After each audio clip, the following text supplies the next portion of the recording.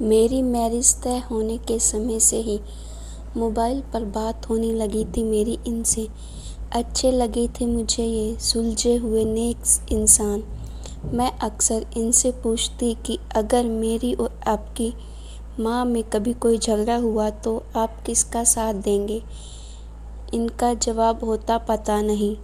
बस इस एक बात के अलावा मुझे ये बहुत अच्छे लगने लगे थे। जब मैं पहली बार इस घर में आई थी तो बहुत अजीब सा था सब।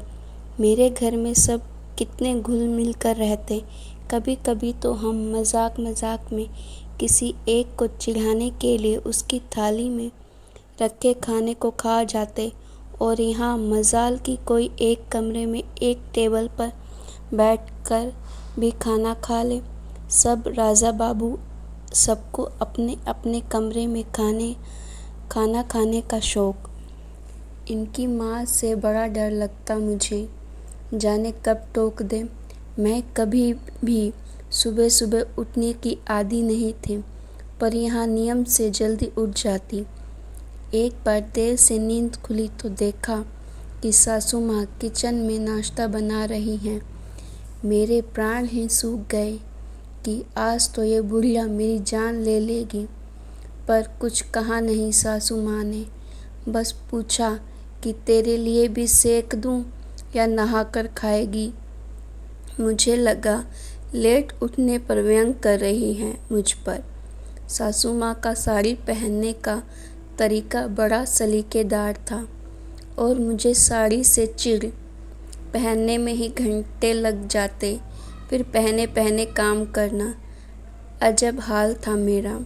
हर आधे पौने घंटे में फिर से सब ठीक करना पड़ता, नहीं तो सासू माँ टोक देती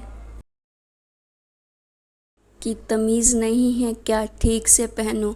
एक बार तो चिढ़ ही गई, बोली कि जब पहनना नहीं आता तो या तो सीख लो या जो आता है वो पहनो, कार्टून क्यों बन जाती हो। बहुत रोना आया था मुझे। एक तो इतनी मेहनत करो, ऊपर से सुनो भी। मैंने भी ठान लिया कि अब साड़ी जाए चूल्हे में। पति की भी बड़ी खराब आदत थी।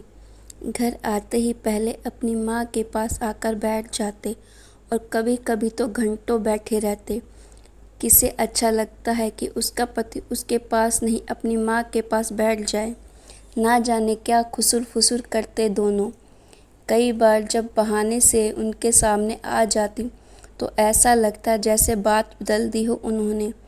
एक बार ऐसे ही टोह लेने के लिए चाय बिस्कुट लेके गई तो सासू माँ बोल पड़ी कि बेटा तू इतना क्यों परेशान होती है, कभी चाय कभी पानी, जा आराम कर या यहीं बैठ जा। उस दिन तो मैं चली गई, पर सोचा कि जब खुद ही कह रही है तो कल से साथ ही बैठूंगी। साथ बैठी तो लगा कि ये लोग तो फालतू बातें करते रहते हैं या मेरे ही सामने ऐसे बन रहे हैं। जब मेरा बेबी होने वाला था तो डरते डरते पूछा था कि बच्चे का क्या नाम रखेंगे माँ। कितनी खुश होकर सासू माँ ने जवाब दिया, कन्हैया।